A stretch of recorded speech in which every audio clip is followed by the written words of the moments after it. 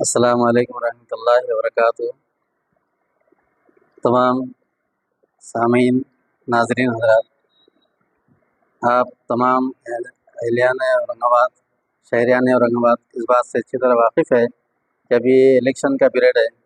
سب سے پہلے تو ہم یہ عرض کریں گے سبھی عوام الناس سے کہ آپ 13 تاریخ کو اپنی پوری طاقت سے جو ہے تو ووٹ کریں۔ ہم کسی کی تائید نہیں کریں گے، جس کو آپ جو چاہتے ہیں آپ اس کو ووٹ کیجئے، لیکن ووٹ ہماری 100% ہونا چاہیے ووٹنگ۔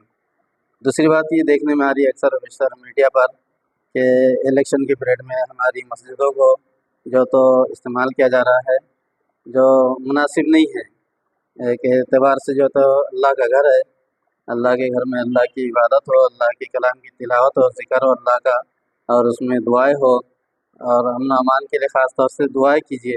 اور ہمارا الیکشن جو ہے تو جو کچھ بھی ہے یہ خیر خوبی کے ساتھ، خوش اسلوبی کے ساتھ، ہنسی خوشی یہ پائے تکمیل تک پہنچائیے ہمارے، اور اس کے میں ہم دعا کریں گے اللہ تعالیٰ خیر خوبی کے ساتھ میں، خوش اسلوبی کے ساتھ میں جو تو الیکشن پائے تکمیل تک پہنچے اور اس کے اچھے نتائج نکلے۔ ہمارے یہاں پر ملک میں امن و امان والی حکومت آئے جو سب کے حق میں بہتر ہو، عوام الناس کا جو فائدہ کرے، ایسی حکومت بنے۔ اور لیکن ہم یہ چاہتے ہیں کہ ہماری مساجد کو الیکشن کے درمیان میں نہ لائے، اور جو تو ہمارے علماء کا بھی احترام کرے، مساجد کا بھی احترام کرے۔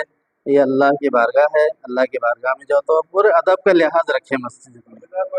لوگ مسجد میں پرچار کر رہے ہیں، اس کے بارے میں آپ کو کیا کہنا ہے؟ غیر شرعی طور پر نہیں کرنا چاہیے، شرعی حدود میں رہتے ہوئے اللہ اور اللہ کے رسول کا جو فرمان ہے اس کے مطابق ہم عمل کریں انشاءاللہ تعالیٰ، قرآن و حدیث کے مطابق عمل کریں گے۔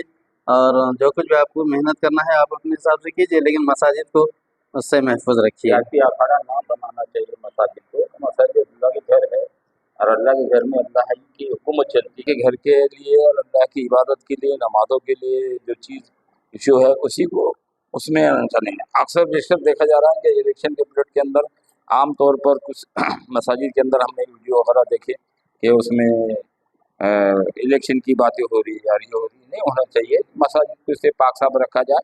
مسجد یہ اللہ کے گھر ہے، اور یہاں اللہ کی حکومت چلتی ہے، کسی کی حکومت نہیں چلے گی، نہ صدر کی چلتی نہ ممبروں کی چلتی۔ یہاں اللہ کا گھر ہے، اللہ کی۔ ایک واقعہ آپ کو بتا دو کہ ہارون رشید کے زمانے میں ہارون رشید نے اپنی بیوی سے کہا تھا زبیدہ سے کہ زبیدہ میری حکومت سورج نکلنے سے لے کے ڈوبنے تک چلتی ہے، اگر آج دن بھر میں آپ میری حکومت کے باہر نہ جائیں گے چلے جائیے، اگر نہیں جائیں گے تو آپ کو 3 طلاق پڑ جائیں گے۔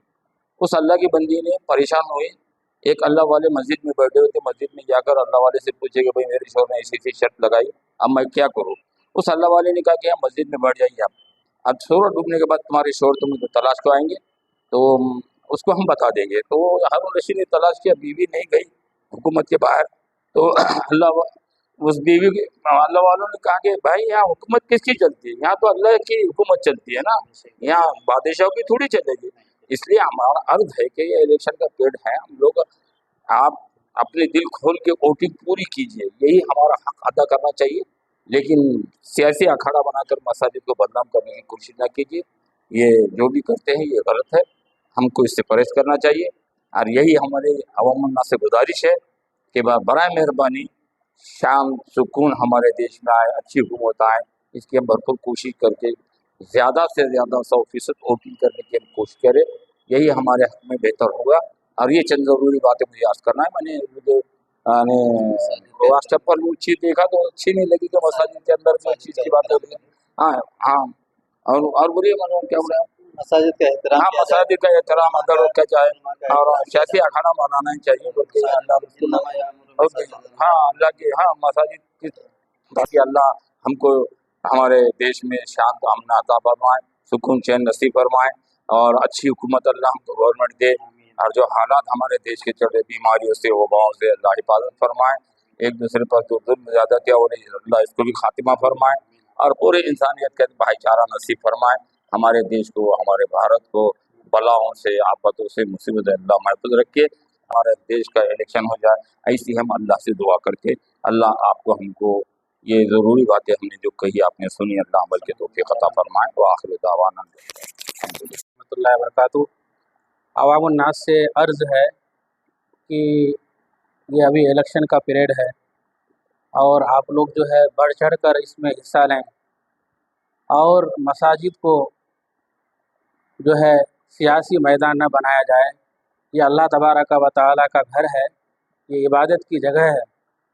तो जो सियासी हजरात है वो मस्जिद के बाहर अपने जो है वोटों का प्रचार कर सकते हैं, मगर ये मस्जिद है, यहाँ जो है इबादत की जगह है, इसका एहतराम किया जाए। बस यही हमारी गुजारिश है। बिस्मिल्लाहिर्रहमानिर्रहीम। क़ाल अल्लाहु ताला फ़िल क़ुरानिल मजीद वल फ़ुरक़ानिल हमीद इन्नमा यअमुरु मसाजिदल्लाहि मन आमन बिल्लाहि वल यौमिल आखिर। कुरान मजीद की आयत है, अल्लाह इसमें फरमा रहा है मस्जिदों को वही लोग आबाद करते हैं जो अल्लाह पर और आखिरत के दिन पर ईमान रखते हैं। मस्जिदें हमारे लिए बड़ी बरकत की चीज़ें हैं। मस्जिदें खालिस इबादत की, ज़िक्र अस्कार की, दीन की बातें सीखने सिखाने की है।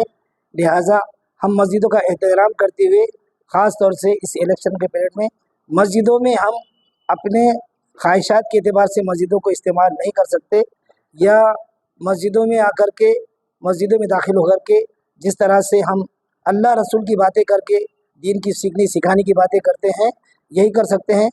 अपनी ख्वाहिश के लिए या अपने मफाद के लिए मस्जिदों को इस्तेमाल नहीं कर सकते, चाहे वो वोट मांगने के लिए हो या किसी और दुनियावी काम के लिए हो।